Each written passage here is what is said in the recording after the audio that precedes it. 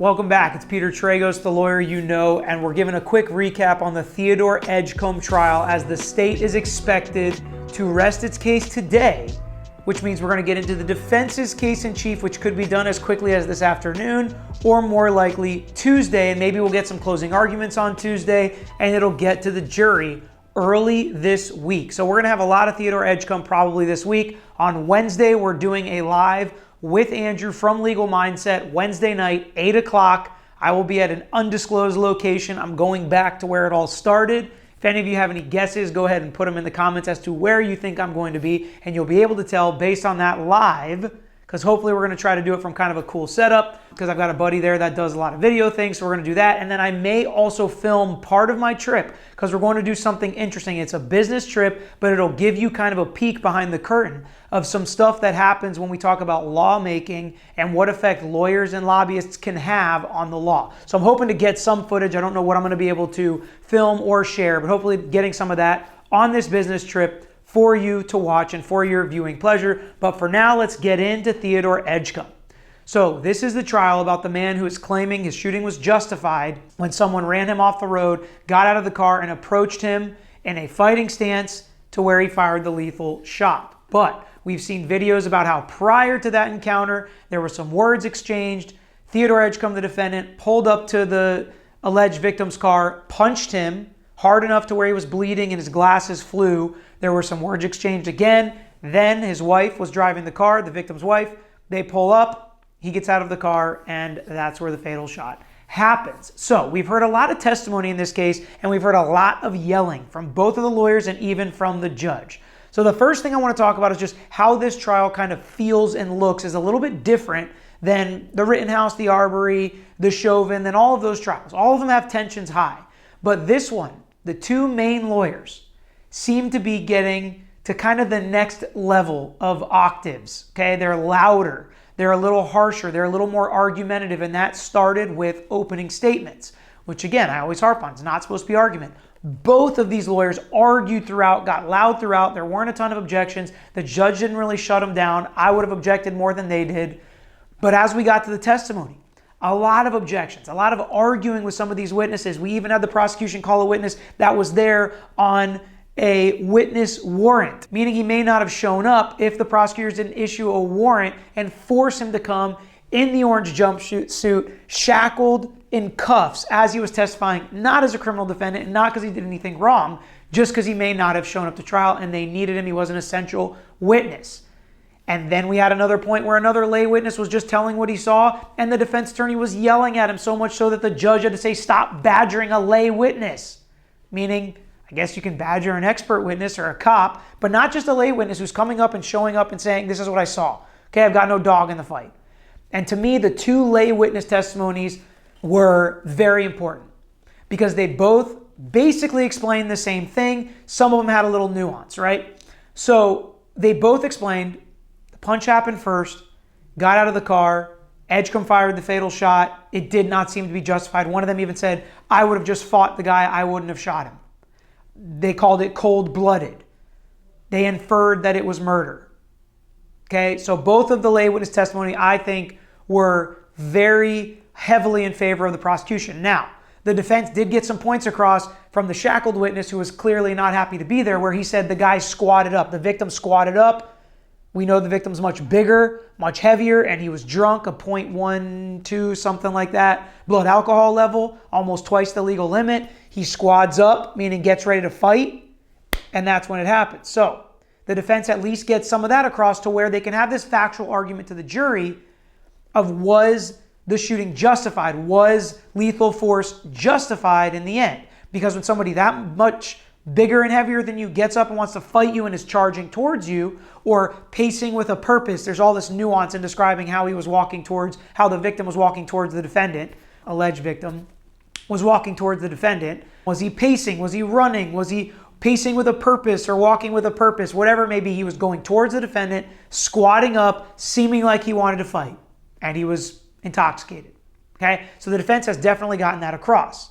Now, in their opening argument, and I'm going to call it argument, not because it should be an opening argument, but that's because it was in this case, but in the defense's opening argument, they continuously said the defendant is going to tell you, Mr. Edgecomb is going to tell you, Mr. Edgecomb is going to say, you're going to hear. So the defendant almost has to testify in this case. If he doesn't, I think the state has an argument for a mistrial. If he doesn't, I think the state can argue. Now listen, you're not allowed to say anything with regards to the defendant's Fifth Amendment right. You can't say that the defendant didn't testify. That means he's guilty. But if the defense says in their opening, you're going to hear this, that, and the other from the defendant, the state can absolutely get up in their opening and say, the defense said you were going to hear this, and you were going to hear this, and you were going to hear this from Mr. Edgecomb.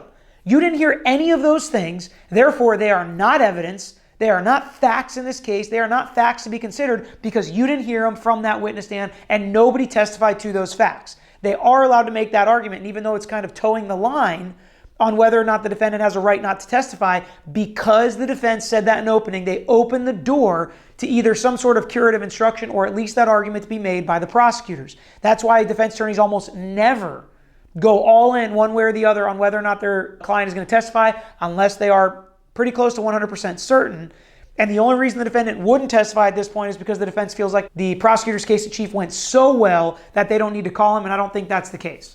I think the prosecutor's case in chief has gone exactly how they wanted it to go. It was a brutal, cold-blooded shooting at this point, and I think they've gotten that across, where the shot happened, what occurred. Now, I do think the defense got some good points out of the victim's wife, who was kind of emotionless and went and got his wallet and didn't call 911. But I think the prosecution got the point across where she was devastated. This was her husband, the father of her children, the love of her life, and she was in shock. And then they see her bawling in the squad car after all of that other stuff took place. So I think there were some points made by both sides. And that's why I think the defense has done a good job in this case, because at least they're getting some points to hold on to. They're getting some factual arguments to bring to the jury so that they can determine whether or not it was reasonable, the force that was used in defending himself as far as the defendant Edgecomb is concerned in this case. And that's what you need. Because if you have no factual evidence to base it off of, you could lose before it even starts, basically. So you need to have those facts to hold on to. Edgecomb, it seems like, is going to take the stand, which is going to be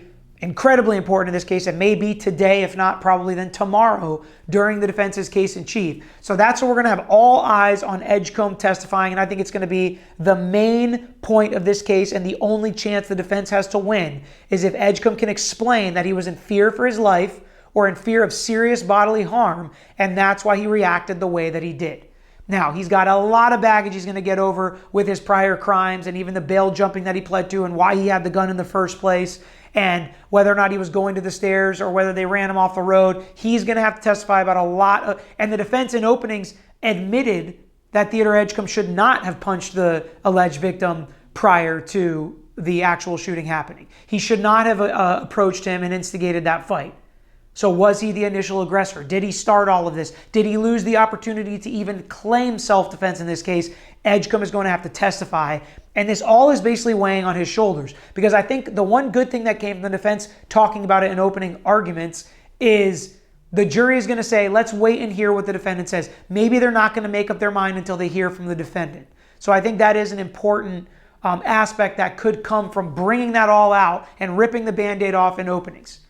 And the defense attorney basically said, we've got issues in this case. We're going to admit these issues. But they're acting like Cleereman's perfect and he's not. So I think it's kind of all been set up to culminate to this part that is going to be the crux of this trial, and that is the defendant's testimony. So all eyes will be on that. I know Rekeda's live streaming it, so hop over to his channel if you haven't already. Watch the live stream of the trial, watch the defendant testify, and then watch the closing arguments, and hopefully we will have a lot to talk about on Wednesday night with Legal Mindset, who's also going on Rekeda's channel. So you'll hear his opinions probably throughout the week as well, but we're going to talk about it Wednesday night. Maybe we'll even have a verdict to discuss how the jury got there based on the defendant's testimony, whether or not they buy the defendant's testimony and the closing arguments. A lot of discussion has been made about how loud it's been between the attorneys, between the judge.